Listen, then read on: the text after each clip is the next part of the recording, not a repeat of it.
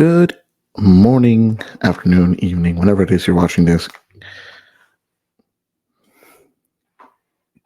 Good evening for me right now, class. Welcome to the first virtual lesson that you're going to be going through as part of this class curriculum. Like I said, I want to keep these things pretty short. So I do have a timer on myself just to make sure I'm not stealing any more time than we need. A lot of these are going to be extras that build upon what we were learning in class or what you've been doing in the most previous assignments. As of right now, you've done one or two of your formatting assignments, either on the Google Documents or on the Google Slides, learning how to use those programs well. Those aren't the only things we're going to use. There might be the most common ones we use for any types of assignments. There's other types of formats that are going to be using. I'll explain those as they come in. But I do want you to just, in these first few weeks, start getting really familiar with that system because it is the most accessible for you. It is the one that's going to be the most accessible if you have any group work and you need to share things or you need to work on multiple things at the same time. I will show you how to do all of that. I can show you how to um, import different things, either other PowerPoints or other presentation templates or softwares, how to line everything up. So there's a lot that goes into formatting. Like I said, formatting is the center of a lot, if not the majority of what we're going to be doing in our classes or in our assignments, because formatting is what makes everything fit into the appropriate parts of or structures of papers, of presentations, of anything that we'll end up doing. If you have the formatting down, at the very least, you have a structure, the skeleton of what you need, and you can fill in the rest with everything else. We'll go into more detail as we go on. But as of right now, I do want to just give a general kind of overview of how these classes are going to go, the virtual ones. I want to provide you guys with extra resources that you should have available. You don't have to save every single one of them. You might not even use one or another that I give you, but I do want you to know that there are plenty of resources that are available to make your life just a little bit easier and make your um, goals a little bit more attainable. So I just want to give you at least one online resource that you can access that is not just going to be useful again for this class. A lot of what I want you to learn in this class is stuff that I want you to use in your real world experience. The one for today is going to be very useful for you guys because you're still in school. It's an online formatting guide called the Purdue OWL or Purdue OWL, as most people would reference it. For those of you who have been in public school, you're almost most likely very familiar with this. I'm going to add it onto the screen. This website right here, and we'll get to the rest of these tabs as we go, but this website right here is one that allows us to take into account and look at the different structures that are necessary in making sure that everything's formatted correctly. So if you're writing some type of research, some type of document, this is a website that can give you information on how to outline everything, how to actually put things together, how to properly cite sources. It gives you different things, see how to put the author, the sequence of things to outline the structure of how to make everything work. I like this website as well because it also includes a lot of biblical referencing guidelines, which was very important for the type of work we do in this school. But it's something to keep in mind. Uh, Something that I think is going to be very, very useful for you guys. Again, as Purdue OWL, Purdue Online Writing Lab, that's what it's called. It's available to everybody. It's free. You don't need a membership. You can go through every single detail. And if you don't see anything that's already listed, let's say in text Bible citation in MLA. MLA formatting is the most common one that we use. It's the one that we currently use in this school, the one that I currently use at my college that I go to on the evenings. It's the one that I use when I was in community college for other subjects. MLA is the most prevalent one, so I want you to get the most familiar with that system of writing. If there's anything different, I will denote that, but most of what you're going to be doing in this school, especially in other classes, if you have papers, if you have assignments like that, MLA formatting is what you're going to want to be familiar with. So let's see. different options here. It gives you everything: the basics, Purdue OWL, MLX in-text citations, MLA works cited, page for books, MLA formatting the style guide, miscellaneous sources. All these different things. They're all here so that you're able to use them to your advantage. So this gives you an overview of how these things work, why they are the way that they are, why you need to use them in a certain way, how to do them in each subject or in each category of what you're referencing. And if you want to find something specific, you are always able to do that. Citing the Bible right here. This gives you an explanation, an example, how to do it, and then just continuing to do how it's done. First time it shows up in your assignment, and then afterwards, how it shows up in the continuing references that you have. So that's just one little thing, a resource that I think is going to be really important for you guys to understand. Another one is an example page from the MLA in-text citation workbook that I actually received in college. I'm going to upload it onto our shared Google Drive that you guys should have access to, or that we should all be able to see. Zoom in a little bit. Modern Language Association Guidelines, MLA, that's the format that we use. How to format your paper. This gives you specifics on the margins that should exist, the numbering system that should exist. If there's a title page, MLA usually doesn't need a title page unless it's otherwise asked for. The types of spacing. So when I say, or when your teacher says this needs to be an MLA formatting, the top of your paper, the top of your assignment should look like this, with everything lined up in this right order, in name of the professor or teacher that you're working with, the class title, the date that this is being completed, the title, and the next line over centered, and then everything else back over here with the indent to show the next paragraph, and then you continue on like that. There's also a page numbering in the heading.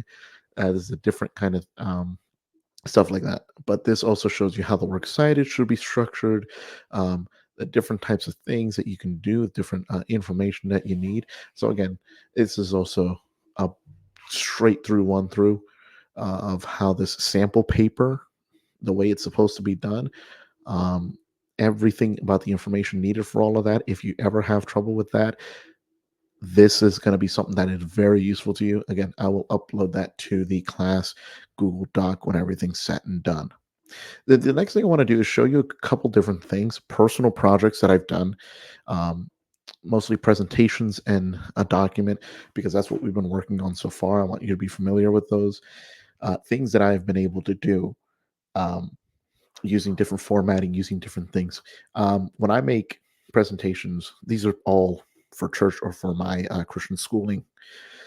When I make presentations for church, I keep in mind that I'm working with electronic screens, but that they still need to be visible. Just because I have the ability to make the most fancy languages, the most nice fonts, the nicest, the most like something that looks a little more like cursive or calligraphy. My job is to make something that's useful, um, especially when it's in front of a big group of people. And when something's useful, to make something useful, you got to make it as simple as possible, because you can't assume that everyone's just going to be able to read the different fonts that you have or the different styles of colors differences that you have. You need to keep certain things in mind. I want to start with one that I did for a Christmas bus service that we did for the uh, kids in this special service. I actually went out and got a different template from an independent website to find this. I'm going to show you how to do that at a different time, not right now. But I found a different template that I thought was really nice. It's something more than my usual stuff that I do for certain services, because I knew it's Christmas. It's a special service. It's something that's supposed to stand out, and I want that to be in place. Um, so you see here, this is a title card. This is what shows up in between all the slides. This is how everything's supposed to look. When they see the screen, it's this entire screen that shows up on the TVs in the front of the auditorium, and then in the monitor in the back. Um, I did notice one thing. I did add transitions to this one for all the song between all the slides. And I personally, if I were to do this again, I wouldn't, because it took too long to go between the words and between the different slides. Singing is a lot faster than you think. That's something to take into account when you're designing or doing different things with your slideshows. Adding transitions, adding animations, and different things like that, like you've done in one of your assignments, or that you tried to do in one of your assignments. they're going to add time, and in a time sensitive situation like songs in the middle of a service that has to be done at a certain hour or has to get done within a certain time frame, that's stuff to take into consideration. Like I said, if I were to do this again, I wouldn't keep those transitions in, because they take up, you think it's, oh, that's a half a second, it's not going to be that much. Well, when you're singing, it does back you up a lot and it confuses people. So try to avoid them. I always say try to avoid them at all costs. But you see the design, I try to mix in different colors, different scenery types of things like that. When the songs are here, and I can take myself off of that for just a second. When the songs are up, this is what the people see. I made it so that there's enough contrast, although the red's a little bit bright up here, but there's enough contrast that you can see the words clearly. They're in a font that's easily readable, and that every phrase kind of ends. I'm not switching slides in between phrases, and in doing that. And then you see, okay, obviously now get to the chorus. I don't have to label it as a chorus. It's the next set of words that are coming up. Stuff like that. And so if I can like keep on going, I tried mixing up the colors as much as possible to keep it visually interesting. I was mindful of the fact that there's a bunch of kids that are going to be here, and looking at the same thing over and over and over again might be a bit boring. So I wanted to make it special. I wanted to make it different. Um, and work like that. See, okay, so the first one was red, the next one was orange, this one's green. Um, and then you get through, and then this one's more like indigo, almost like a blue purple color. All of these things. In everything, I keep the word font the same. I don't want to make it too complicated. The main thing I am after in a slideshow like this is for everything to stay as simple and readable as possible. So that's how that one went. Another one that I did was 2 years ago for our annual ladies conference. I was charged with making the slides and running the sound and everything. This one was a really big project. This one had slides and backgrounds and everything like that that was designed specifically for this service by Miss Sidler. She did an amazing job designing all of these things and making everything fit together. So my job was to take all that, all the slides, all the backgrounds, all the images, all the nice, everything, and make it work together cohesively for this entire project. And I did the best that I could. So see, we're going for a very specific theme here. This is a song, a title card. It has a little less of the frill around here, making it a little more simple. See, I don't put a transition in this one. That's fine. You don't necessarily need a transition in this one. Um, and then when I have the song cards in this one was interesting because they had the stuff on the side. So I had to limit myself to this middle space over here and make sure that everything was actually still readable. I didn't want anything, if possible at all, to interfere with these side designs. I didn't want to confuse people. I know they're different colors, and but even the little bit of interference between this figure of the letter and this figure of the design can be disturbing, distracting, or anything like that. Down here, it's a bit faded. I said that's fine. Um, so it's just a matter of trying to make sure everything goes together pretty well. And apologies for the flashing screen. Sometimes when there's no transition, it takes a little while for the next slide to load. Let me see if I can do this here. Yeah, I'll just do it like this. But okay, so you see, okay, it's this song, he makes no mistakes, and then I go back to the title card as a transition card. If I were to go to the next song, it would just kind of feel a little bit rushed. That's why whenever I'm doing for services, I have a title card in between every single song and every single event. So like a special or a Bible or scripture reading, a lesson, everything has a title card in between as like kind of like a little buffer to make everything kind of work seamlessly together. And then there was this other design that was also part of the whole package that I got, and so I had to do that one as well. I had to use it to my advantage. Um, and this is another song. See, okay, and this design is a little more realistic instead of stylized. You see that there, and so what I did, instead of trying to format everything into a really awkward space between here and here, what I ended up doing is I actually put a drop window in the background. I don't know if you can see it. It's lighter so that it kind of makes a bit of a separation, and I can put the words on top without feeling like I was burying them behind these leaves or behind these designs around the corners. That way I was able to use a lot more of the slide space, and it ended up working out pretty well. See right up here, these words, I tried it without this background at one point, and it just didn't work. It was very, very disruptive and distracting. And obviously, right here, I see that there was a typo there, but you can't catch everything all the time. It's just kind of the way these things work. But that's the way it works. And then this is for one of the skits that they did. I designed this in another completely different program because it didn't have a title card, and so I just kind of threw it together. This was more themed towards what the skit was about instead of the theme of the whole conference, but it worked out. See, this is a slide to indicate that we were going to have some game time. We're back to the title card, another song card, and just a bunch of different things that I did to try to do everything. This was for the skit that we do every single year. It was about a princess in a castle, so I found this picture online. I decided to edit it a little bit and then put in front of it this very it was a royal theme. So I did think in this position where someone's not having to read this real quick, cursive and fancy font work is appropriate. It works. It does what it needs to do, and it makes everything kind of flow together. And then lunchtime, obviously, and then everything like that. It's just little things like that. You're going to learn how to manage those and how to make everything really flow together. How to make everything seem like it was always there when it wasn't. I was given a bunch of puzzle pieces and told to put it together and make it look really nice. And I did I tried my hardest to make sure that everything actually did work really well. I'm glad with the way everything worked out. This is for another skit that was done, or a monologue that was done by one of the ladies in our church about the woman in the well. So I just wanted to make this more of an impact statement. It's just obviously it's a well in black and white, and it draws your attention. There's not much interesting to look at. It tells enough information, but it doesn't distract you from what's going on in the middle of the platform, which was this monologue that this uh, sister in our church did. And then we did obviously breakout sessions. I just put an image of the church in the background and then put these letters and this little text box over it. Things like that. You're going to learn how to do a bunch of things like that, so that things look nice and professional and organized. I don't know if you can tell. This was 78 slides long. Is a very big project, and I did it all on Google Slides.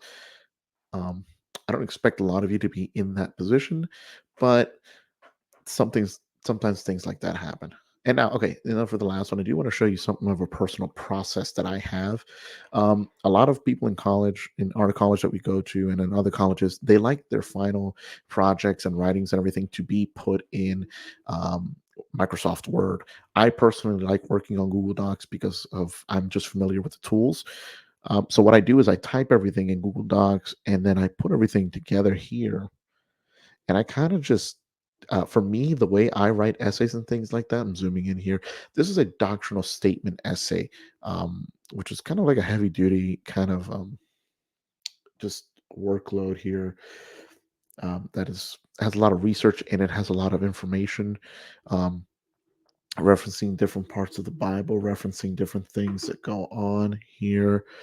Um, And I kind of just write in the smallest font possible. You can tell it's an Arial, which is the standard your default setting one that you have, and then 8-point font is the lowest it'll go on this program. And so what I did is I just typed everything out. This is an entire paper. This is where it ends here, right down here. Reason I did it that way is so that is so that I can keep all my ideas together. I don't have to scroll back and forth.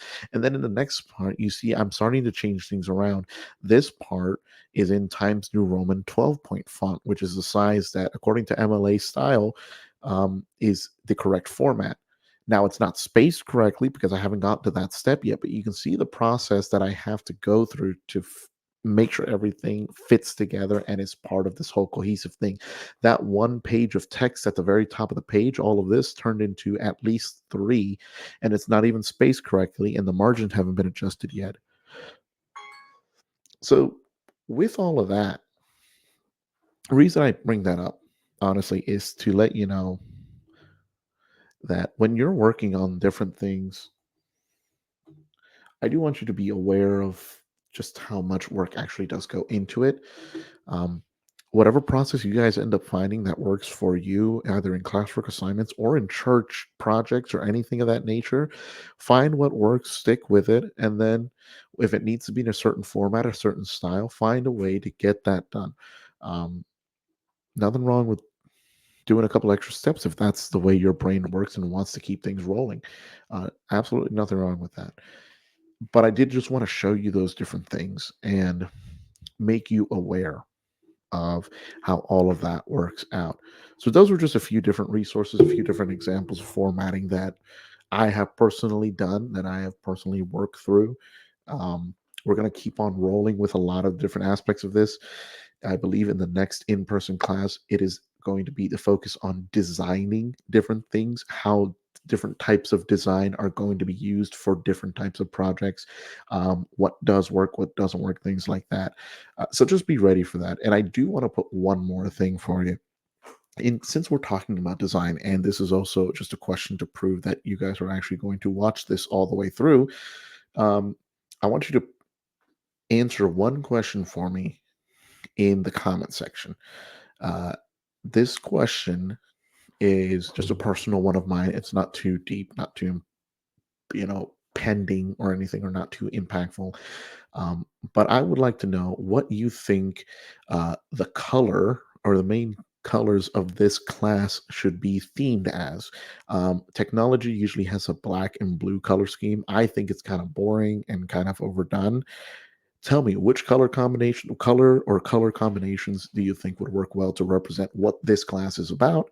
And once we see what everyone has, we'll try to figure that out at the uh, beginning of class this upcoming Thursday, and I will adjust the shared files that we have, the general stuff that we have going on in our class to fit those colors or color sequences and design sequences. I just want you guys to just be thinking about that and just put your response underneath in the comment section so that I know you actually listened and watched this virtual class all the way through.